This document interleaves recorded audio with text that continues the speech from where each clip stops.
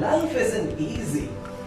Inspirations and motivations are the things that help us go further when we are exhausted.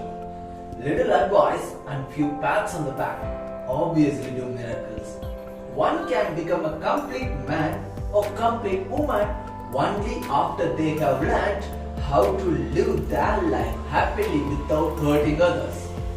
The poem we are about to see today reveals how to become a complete man or complete woman. This entire poem is nothing but a caring father's advice to his son on how to live a life that hurts none. It deals with success, failure, strength, self-control, and importantly being human. Yes, that's what we do need the most. We should live a life hurting none. The poem If is written by an Indian-born English author Rudyard Kipling, who has written the famous The Jungle Book collections. He was also awarded the Nobel Prize for Literature in 1907. Let us see the advice of a caring father from the poem If. If you can keep your head when all about you are losing theirs and blaming it on you. If you can trust yourself when all men doubt you, but make allowance for their doubt you too. If you can wait and not be tired by waiting or being lied about, don't deal in lies, or being hated, don't give way to hating, and yet don't look too good nor talk too wise.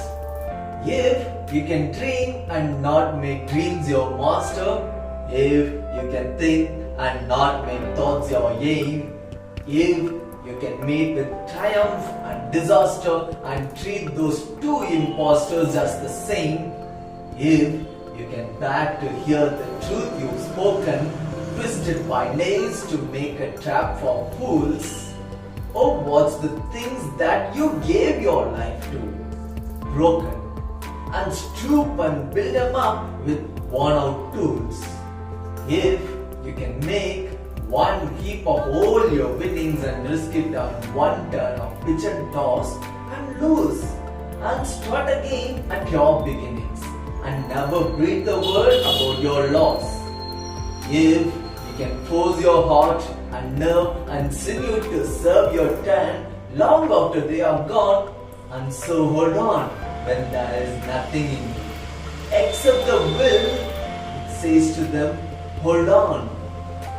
If you can talk with crowds and keep your virtue, or walk with kings nor lose the common touch, if neither foes nor knowing friends can hurt you, if all men count with you but none too much, if you can fill the unforgiving minute with 60 seconds worth of distance run, yours is the earth.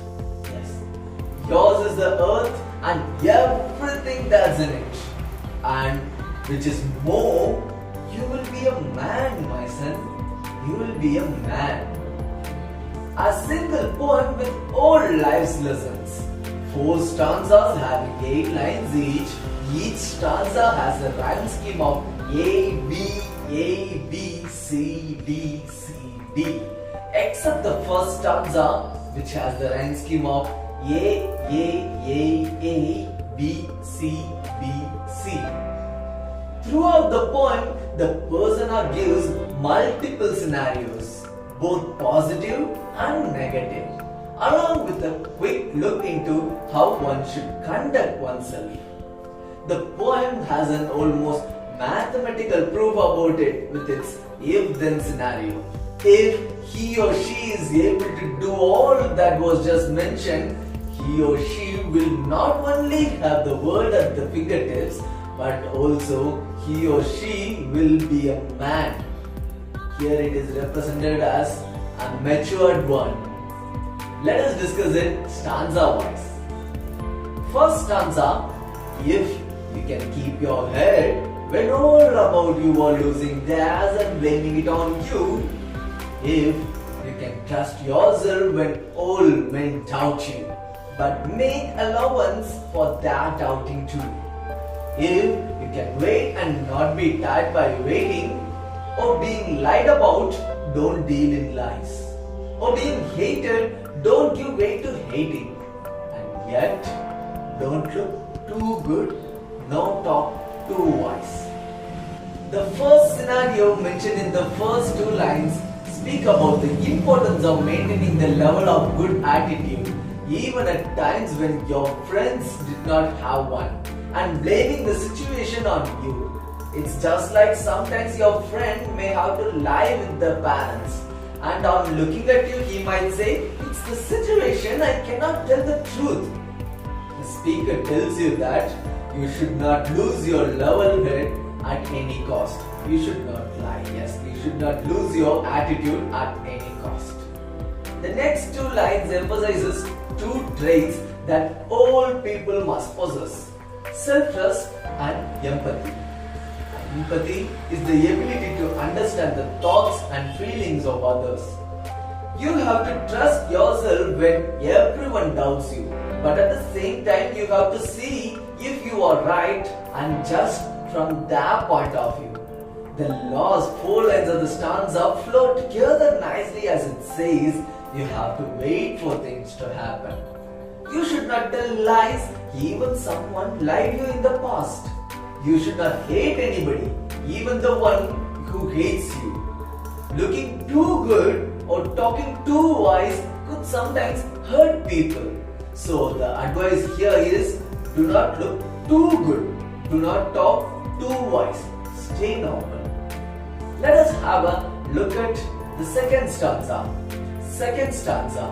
If you can dream and not make dreams your master, if you can think and not make thoughts your aim, if you can meet triumph and disaster and treat those two impostors just the same, if you can bear to hear the truth you've spoken, twisted by nails to make a trap for fools, or what's the things you gave your life to, broken and stoop and build them up with worn out tools.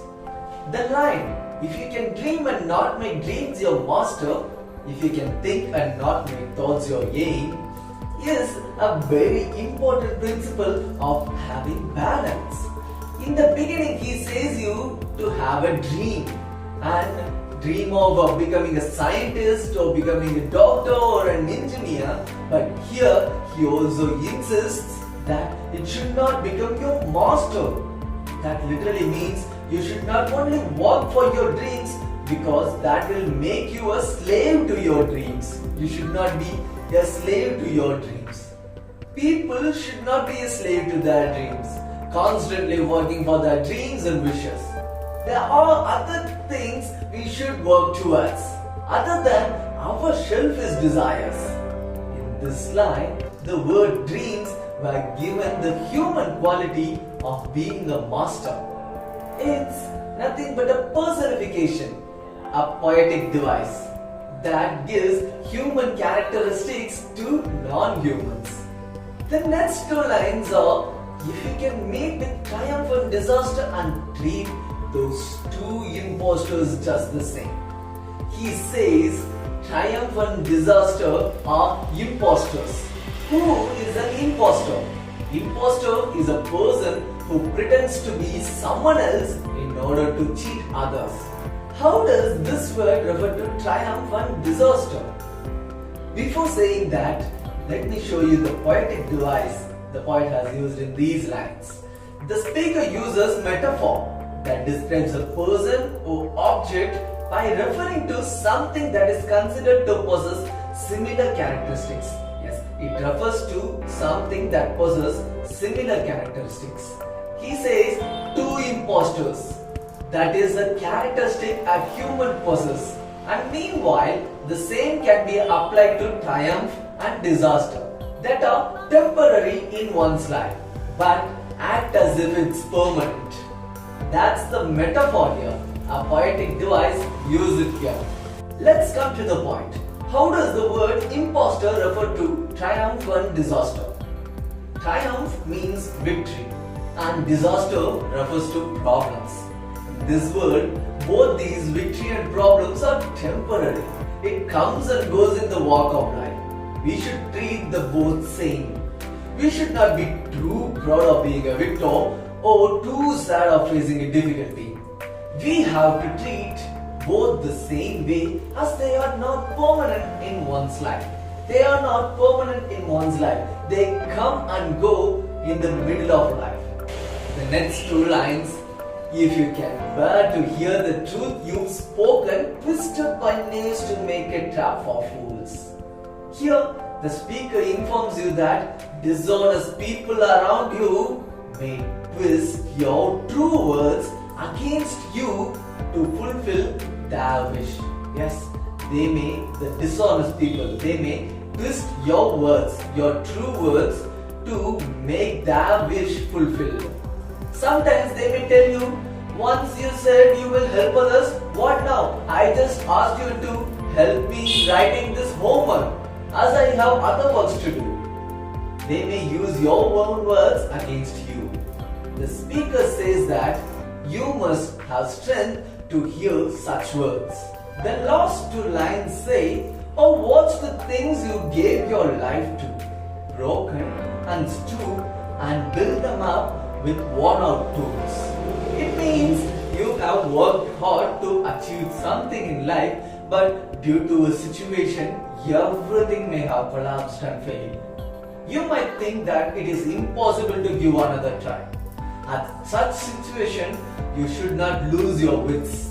You have to be ready for starting it over and over in the same way until you reach your destination, and that is here mentioned as worn out tools. You have to use the same way repeatedly until you reach your destination. Wow!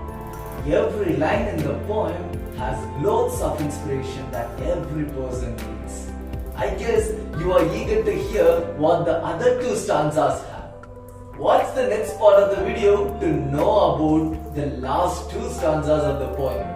And that's the end of today's class. Thank you for watching this video. See you soon in the next video.